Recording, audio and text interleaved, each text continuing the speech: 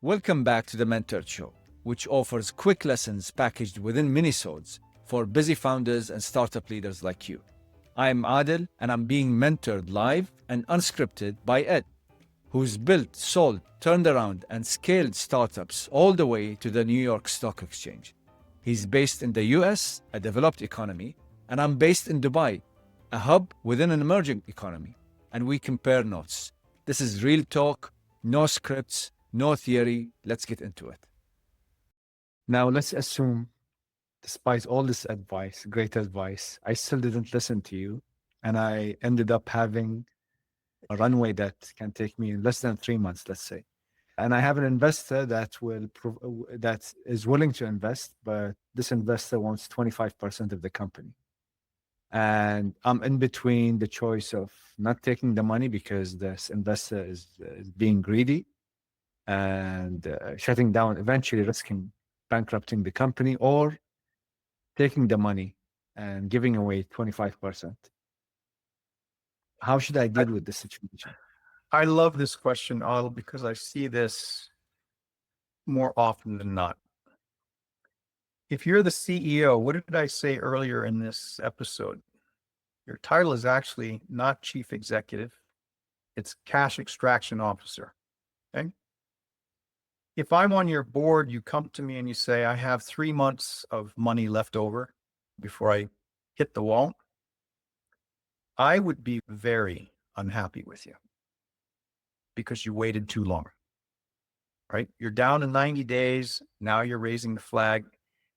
You are late to the party by about 6 months because I want to know no less than 9 months you're running out of money. Because as soon as I know that you're now starting to deplete your available cash reserves, let's have this conversation about how much money do we need in the next round? We're not even going to talk about valuation yet. Just how much money do you need in the next round? Right. And you're going to go off with your finance partner and you're going to do some business planning on how much you need to hire, if you're hiring, how much your current payroll is and benefits. And by the way, you might even want to start thinking about, do you make cuts? Do you start laying off some people to create more cash runway? Okay. And then at that point, we look at the business and we ask questions like, has the revenue been growing? Has it been growing at a compelling level? So if you're growing at, let's say, 7 to 10% per month, right? 120% per year, that's a great scenario. What if you're only growing at 2% a month? Not really interesting, right? You're not performing, especially in the startup environment. And so your valuation in the next round may not be as high as you'd like it to be, which means you're going to take more dilution.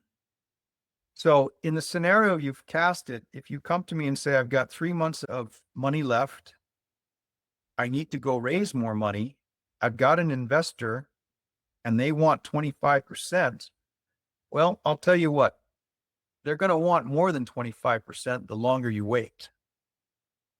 And if you think you're going to get less than 25% dilution, tell me a compelling story why you can increase your pre-money valuation for the amount of cash this investor is willing to write a check for. Right. And I think now you come down to the basic decision of, do I take the dilution or do I look to shut down my company or reduce the size dramatically? Right. Those are hard decisions. And guess what? As the founder, CEO, it's all on you because you were the one that waited until you only had 90 days of cash left. And so now to get greedy and say, gosh, I don't want to take dilution. Well, you should have executed better. You should have started looking for money sooner, et cetera, et cetera, et cetera. Let's assume that we got out of the situation and then you on the board didn't forget about it.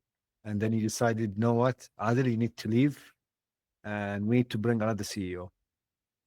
So And I no, no, don't know that I would go there yeah, first yeah, as that yeah. board member. What I would do is I'd probably sit down with the CEO and say, look, did you learn anything from this? Tell me what you would do differently. And based on that answer, I might say, I think you might be reaching the maximum effectiveness of your current skill set. And what we probably should be thinking about is maybe bringing in a mentor for you, an operating mentor. Maybe what we should think about doing is bringing in a vice president of operations, if it's a young company. And you're going to give that person some things, some responsibilities that you're not very good at. If it's a larger company, we might say, let's bring in a president / COO. And then the founder CEO says, what's with president and COO? Well, COO, they're going to own operations. And the thing you're really good at could be sales, could be engineering. That's part of your bigger day-to-day responsibility. But anything operations is going to go to this person. And why president / COO?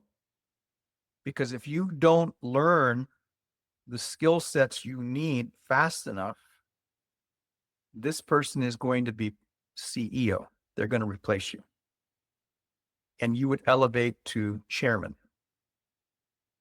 Right? Or you can take another job in the company, whichever job you think you would enjoy. And this goes all the way back to the beginning of our conversation around ego, right? Just because you came up with the initial idea of a business does not necessarily mean you're going to have all the skills to take that business all the way to an IPO or all the way to a strategic M&A sale. But if you want to have success, which is measured by your stock price, would you rather bring in people that can get the job done? Or would you rather satisfy your ego as you drive the business into the ground? Or let's not be so dramatic. If you bring somebody else in and the business can sell for 250 million versus you stay at the helm, making the decisions you make the way you make them, and the business under your guidance only sells for 50 million, which is the better outcome? Excellent. Let's say my ego was still too big to handle, and I've got a co-founder or someone that was my partner, my operating partner in the business. And then that person got tired from dealing with me, and then that person left, and they launched a business that's more successful than ours. Let's assume we didn't have a non-compete clause, or we waived that clause. One, does this kind of scenario work, or it doesn't exist? And if it exists, how would I deal with it? This is another good question. I think that in a world where a startup company is born, it starts to become successful, one of the resources that it will always look to have, especially in the technology space, is good legal representation. Lawyers that can help you, again, commercially think through how to structure your employment contracts, how to structure your customer contracts, how to structure your terminations, again, to the advantage of the business. And your comment about, having non-competes is very important. You can't stop someone from working. That wouldn't be correct. That wouldn't be right. But what you can do is you can say, for the next 2 years after you've left the business, you've got so much intellectual capital in your head. I don't want you to go out and use that against me. And so what I'm going to do is when I terminate you, I'm going to offer you severance, and you go off for 2 years and do something different. You could do that. That's not unusual. But it's also not unusual that someone you terminate, a co-founder, has all this information in their head. They say, you know what? I'm going to shift the way the product works by 5 degrees, 10 degrees. it's very different, right? Instead of feature ABC, I'm going to do features XYZ, and it's different enough that from the outside looking in, no one can say, I copied information or I stole information or whatnot. At that point, if that business starts up, that new business starts up, and they start becoming more successful than your business, you have a really interesting dilemma. Because if you really believe that your intellectual property has been infringed upon, you're going to have to prove it. You're going to have to go sue. And now here's the really difficult situation.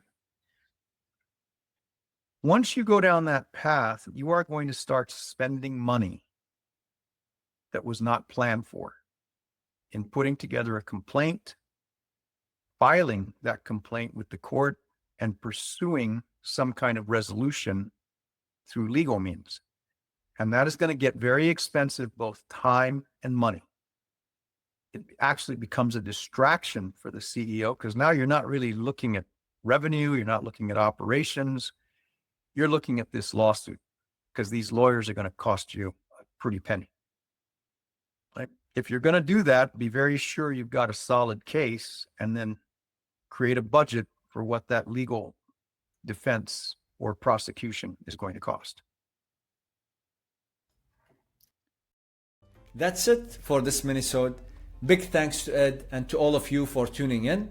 If this sparked something, hit subscribe so you don't miss the next one, and make sure you share it within your network. Got a question for Ed? Drop it within the comments. See you next time.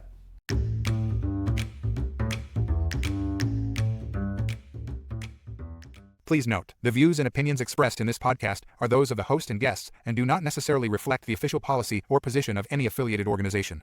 The content provided is for informational purposes only and should not be considered as professional advice. We encourage listeners to conduct their own research and consult with relevant professionals before making any business or career decisions.